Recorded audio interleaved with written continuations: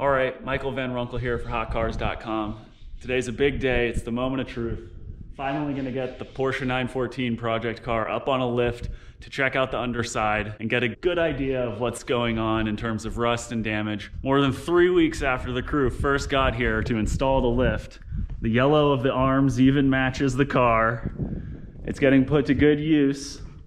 Yesterday I did a ton of work on the Montero. I added some old man Emu springs to the rear end, replaced some sway bar stuff, and worked on the wheel bearings, which apparently can be retorqued.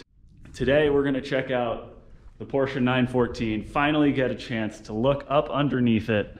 We're also going to gather all the parts together and see what's here and what's missing and what's broken. Take a look at the interior and try and figure out if there's any parts that are really desperately in need of replacement. But the first step is to get it up on the lift and see if what I saw crawling around on the garage floor matches reality with a flashlight and a better look up close. In the meantime, please like this video and subscribe to our channel.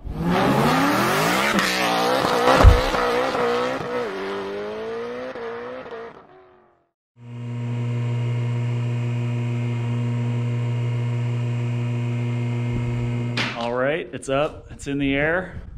Got some jack stands under here just in case. Let's take a look. Starting with the engine bay here, where a Type 4 flat 4 will one day live. It's a pretty big mess. The question is, what did the previous owner remove? What did he forget to include? What did he break while he was dropping the engine? That kind of thing. But focusing first on like suspension and mounts and rubber, I mean, we can see that all these bushings are pretty shot. This shock and spring coilover system looks pretty old, but you never know really until you get it going. Probably just remove it and give it a test, but I'm not liking to look at that. Transmission mount, transaxle mount, completely done for. So is the other one. Not ideal. Check out the axles, which will just pop out. The CV boots look almost new, but the axles, not so much. A little bit of corrosion on there, but not terrible. But this CV boot is like really nice. How about this one? Yeah, doing all right. This one looks a little older, but still not too stiff. Let's get that bungee cord supporting this a little better. Same on this side. Now, who knows what the actual CV joint in here itself, what kind of condition it's in. That'll be worth degreasing and taking a look and then re-greasing. We got an engine shroud part that's just sort of hanging here so that they didn't have to remove some of these cables. This looks like the throttle cable.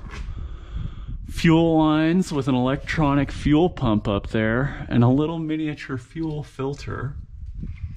What else have we got? We've got the battery tray, so that brings up the infamous hellhole problem with the Porsche 914.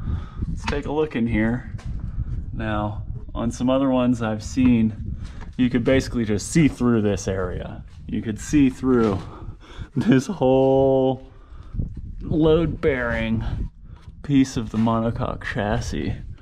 It's that's one of the great parts about this car. Some parts of it are really funky, but some parts of it are surprisingly nice. Like all this looks like it's really intact. Engine mounts that hold that crossbar are completely shot. Here's the trailing arm. I'm assuming I'm gonna have to do these trailing arm brackets and bushings. Look on the underside, you can see some of the Bondo work for the dents here. On the left side, something happened on this quarter panel, but it's weird. It's weird work because it's just these little bubbles of Bondo coming through, maybe from where they poked holes in it. All the tires are holding air.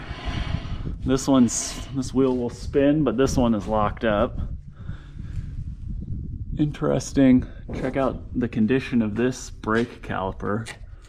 Really messed up. And then let's check out this one. It's in really good shape.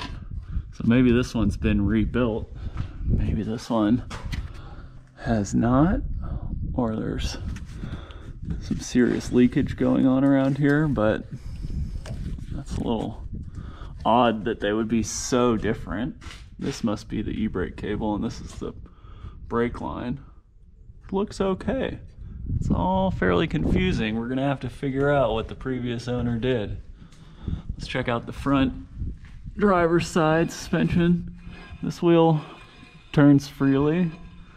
The A-arm bushings, pretty rough shape, but not, again, not too terrible. This brake caliper looks okay, but old.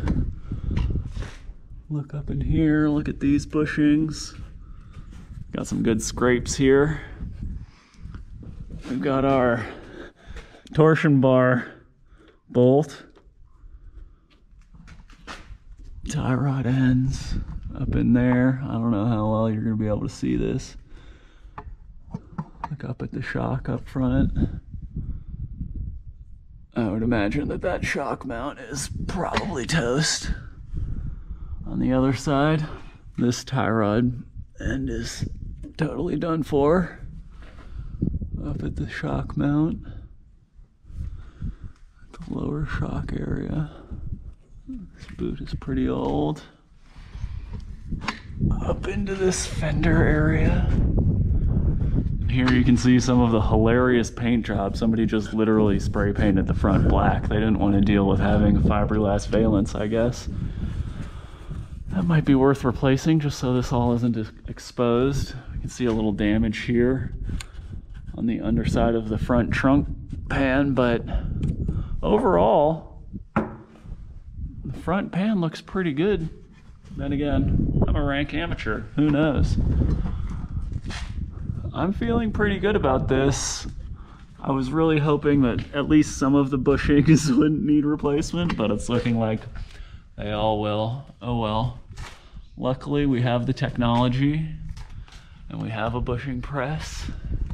And you'll be able to see up in there, there's a little bit of corrosion. The top of the battery tray is rusted through, like every single 914 on the planet. But the support hasn't completely melted away, rotted away. So that's a plus. You can see a little bit of corrosion, but nothing too terrible. One scary part is what is going on with this positive battery connection. Did they just cut it off? The negative is up there looking normal. So what on earth happened here? Come on, guys. All right, well, this is a pretty good primer on what I've got to do. I need to start ordering parts and then compare the parts I need to the parts I have, and I'm sure a lot of the parts I have are not gonna do the trick anyways. So this is all the pile of parts that the previous owner gave me. Got some extra wheels and tires, only one of them holds air. 2 shifters, a bunch of engine shroud components, things that I don't recognize. What is this, the washer fluid reservoir? Who knows? An awesome aluminum piece that goes with the Weber carbs. Throttle linkage, I guess you'd call it. The carbs were what the previous owner thought were causing backfire, and they're pretty jammed. But then again, they've been sitting out of the car for a while, and you can tell everything is just completely filthy. Most people, if they were to remove an engine and remove the carbs, they might have put a little bit of fabric in there to stop gunk from getting in. Instead, the engine's been sitting for about a year, and I don't know if the camera can see it, but I see like rust and maybe a spider in there. Here, remove the spark plugs too. The whole engine case is just absolutely gunked up with oil. The air fins are starting to rust. One of my favorite parts about the VW engine is the valve covers are held on basically by a little clamp there, no screws. The exhaust is a little rusty, but not bad. Starter motor also probably doesn't work, but who knows. The question is, If he thought that it was just the carbs, why did he drop the entire drivetrain? That's a mystery. I would imagine he just assumed it's going to need to be rebuilt, so it's looking pretty funky. You can see a little better in this cylinder maybe. Getting in there as best you can. It's pretty gunked up. And originally I was hoping that maybe I could put it all back together with rebuilt carbs and it would run, but I'm starting to think maybe I just ought to bite the bullet and rebuild the engine immediately. I'm not sure what this is. It looks like it's an extra engine crossbar, but it doesn't quite match the one that's on there. Another mystery. We've got two transaxles. So this is a 71 Porsche 914, which means it would have had the original tail shift transaxle.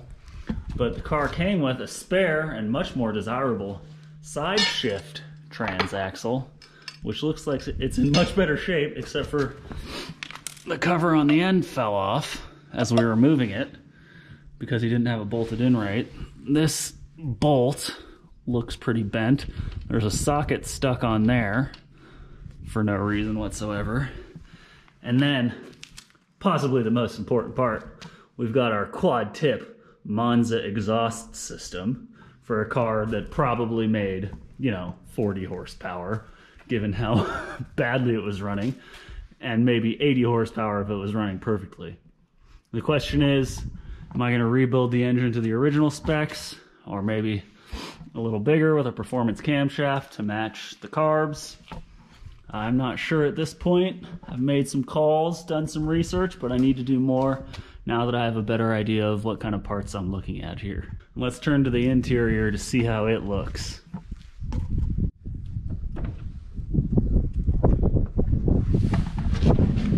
On the interior, the car is pretty funky. Look at that dash, nice and torn up. Got this dash pad that's all wrinkled and falling apart. Here's my rear view mirror, very fancy. But then some of it is also pretty nice. Look at this glove box lid. This basket weave material is all in good shape.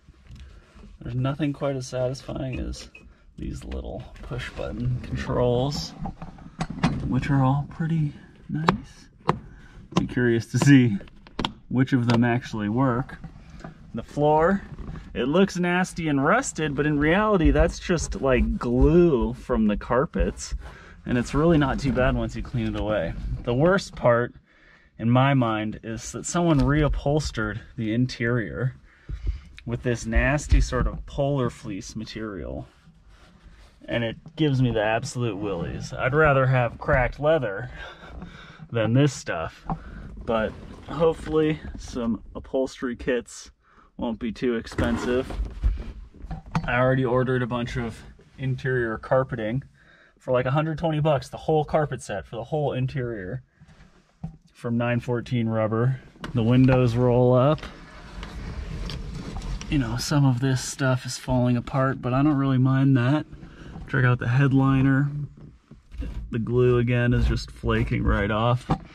Part of this is just going to be giving it a nice hard clean and getting rid of some of the gunk, but part of it is definitely going to be replacing pieces. This is where a radio used to be. There are speakers that definitely aren't stock, and there's some speaker wiring all through the car. We got our shifter, removed shifter area here, which is definitely going to take some work. I think moving this center console will reveal some more projects. This whole piece just doesn't work. There's a bunch of random removed parts in here too. We got our heater lever. The e-brake appears to work some of the time, but not all of the time. Now checking out the steering wheel, which is in okay shape. The gauges look moderately serviceable. The horn has a tendency to just pop off if you yank it too hard. So that is another micro project. All in all, it's really not too terrible, and I'm hoping that with websites like 914 Rubber and 914 World, I'll be able to bring this back into a condition where I feel comfortable with it. It's definitely going to remain funky. I'm not trying to do a concours restoration. I want to get it running. That's the most important thing. Getting it up on the lift today was a good opportunity to see the condition of the suspension components. It's a little rougher than I had hoped for under there. It's probably going to be just a full rebuild of everything rubber all around, new shocks, new springs, etc. But I'm feeling optimistic that I'll be able to get this thing running and on the road at some point in the near future. It's just going to take a lot of work and a lot of patience, and I'm going to be learning a lot along the way. So in the meantime, this is Michael Van Runkle for HotCars, and once again, please like this video and subscribe to our channel. It really helps us keep making videos like this. Thanks.